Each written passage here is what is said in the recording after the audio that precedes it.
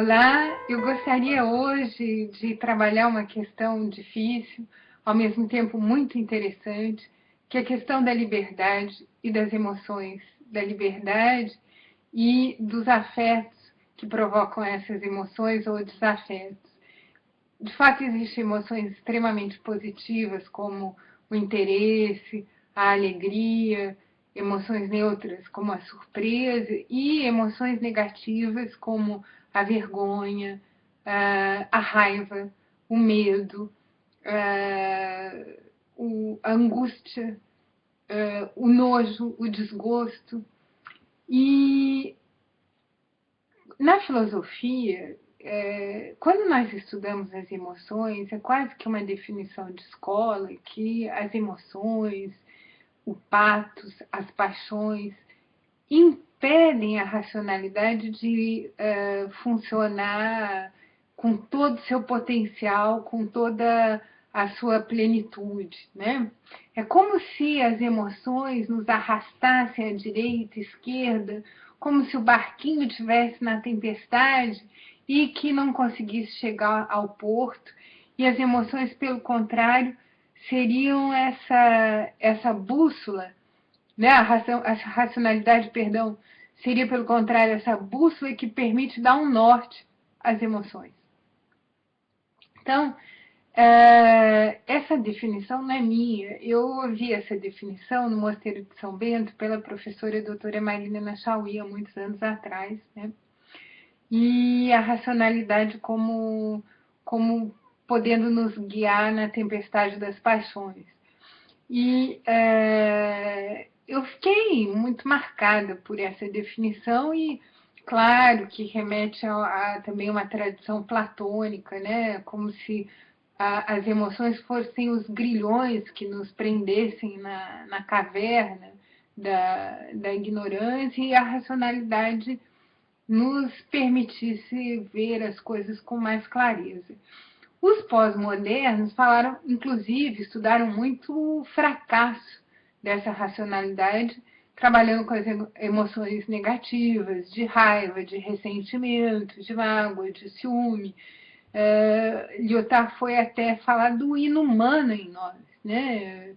Estudando esse patos, essas emoções negativas. E foi muito interessante para mim a leitura do Sylvan Tompkins, e está sendo, porque é uma longa leitura da sua tese de pós-doutorado, um capítulo sobre liberdade e o sistema afetivo. E eu vou me referir à sua obra Affect, Imagery and Consciousness, a edição completa, volume 1 e 2, são 4 volumes publicados por Springer em Nova York em 2008. E o Sylvan Tompkins, ao invés de contrapor as emoções e a racionalidade, ele diz que a interação entre as emoções e a racionalidade constitui o mais alto grau de liberdade humana. E isso me interessou bastante, né? Porque ele é psicólogo, filósofo. O texto dele, essa tese de pós-doutorado, é uma tese sobre a teoria dos afetos, e ele diz a liberdade do sistema humano de retroação permite ao humano obter, a partir da complexidade de seus objetivos, esses objetivos, né?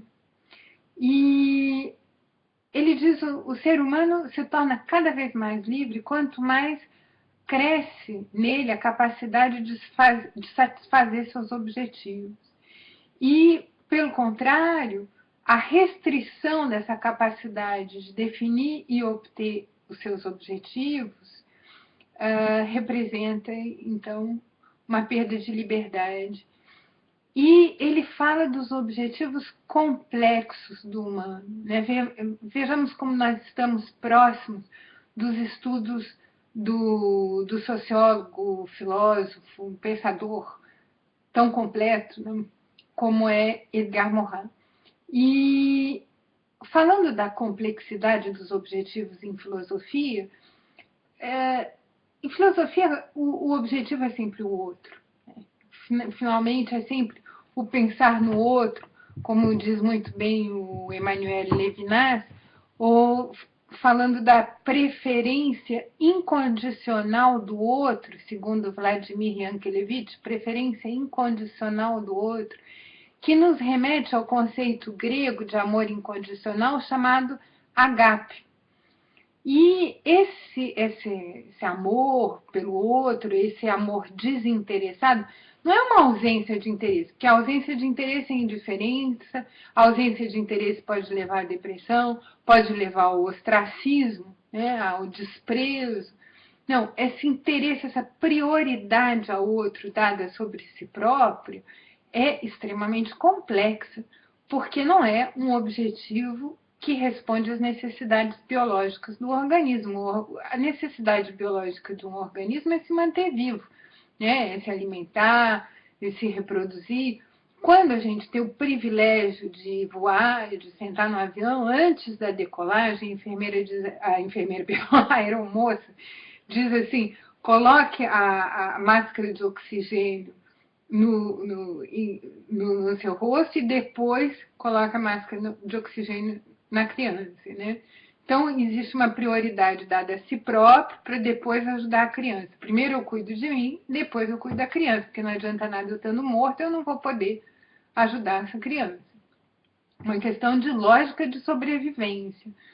Ora, na filosofia, quando a gente diz primeiro o outro, depois eu, é quase que um escândalo para a racionalidade, né? Pegar as coisas às avessas, né? Primeiro o sacrifício de si em prol dos outros e, portanto, quantas vezes isso aconteceu na nossa espécie? Quantos não deram a vida pelos outros, né? A gente poderia pegar um filme hollywoodiano, como O Resgate do Soldado Ryan, durante a Segunda Guerra Mundial, mas a gente pode muito bem falar, por exemplo, de toda a teologia cristã, no qual tantos mártires, tantas pessoas se sacrificaram umas pelas outras, né? Falando da filosofia, também a filosofia também tem seus mártires, como o Giordano Bruno, que foi torturado 7 anos e queimado porque ele seguia as teses de Galileu, mas não é o único, né? São vários ao longo da filosofia que deram a vida pelos valores e pelos ideais de liberdade. Portanto, esse sentido complexo, né, é quase que paradoxal. Pensar no outro antes de si quase que um paradoxo. Vladimir Yankelevich fala do paradoxo da moral. E Sylvain Tomsky diz que o ser humano é o sistema mais complexo da natureza, exatamente como o grande pensador Edgar Morin. Ele diz que a sua superioridade sobre os outros animais, ele nos considera como um animal, como os outros, mas com uma superioridade, que é a sua capacidade de análise complexa. E ele diz que o casamento do afeto com a racionalidade permite unir a clareza e a paixão. E essa razão sem afeto seria impotente e o afeto sem a razão seria cego. Então, é muito interessante aqui. A razão sem o afeto seria impotente. Porque a razão sem o afeto, como viram os pós-modernos, é uma razão que gira no vazio, uma racionalidade que coloca todo o seu interesse, todo o seu desejo, todo o motor dessa racionalidade, a inspiração dessa racionalidade em prol da sociedade de consumo. Né? Eu vou consumir bens que vão me definir como pessoa dentro dessa sociedade. Né? E a obtenção desses bens vai me conferir uma certa respeitabilidade. Então, aí é uma racionalidade quase que mecânica e vazia, oca, desalmada, inumana. Do outro lado, ele diz, o afeto sem a razão seria cego. E eu volto à conferência da professora doutora Marilena Chauí, o afeto sem a razão seria cego, porque a gente seria como um barquinho girando na tempestade, né? À direita, à esquerda, mas a racionalidade constitui uma bússola que nos dá sentido. Portanto, aí, uma aliança entre a racionalidade e a afetividade e a combinação do afeto com a razão garante ao homem seu maior grau, mais alto grau de liberdade, segundo Tompkins. A citação em inglês é essa: Reason without affect would be impotent, affect without reason would be blind. The combination of affect and reason guarantee man's highest degree of freedom. Então, muito bem, é super importante nessas condições conhecer as nossas emoções. Tanto as nossas emoções positivas, como interesse, alegria, emoção neutra da surpresa, quanto as nossas emoções negativas, como a vergonha, a raiva, o medo, a tristeza, o desgosto, o desprezo e o nojo. Essas emoções todas são estudadas no livro do Dr. Brian Lynch, que é um psiquiatra americano, e que vai propor um instrumento, atualmente uma aplicação para iPhone, mas essa ferramenta também está contida no livro Knowing Your Emotions, nas editoras Interest Book, em Chicago, que ele diz, primeiro, conhecer as emoções.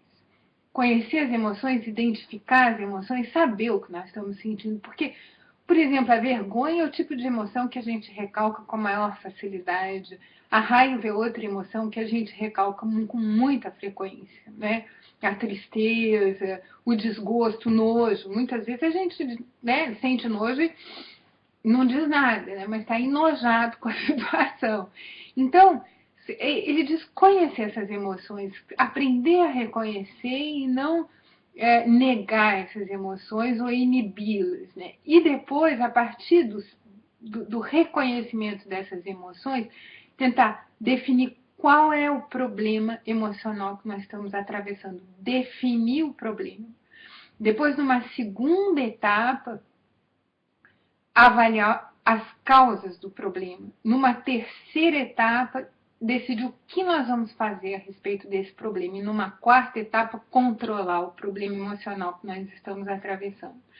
Então, definir o problema, avaliar as causas do problema, fazer algo a respeito desse problema e solucionar o problema.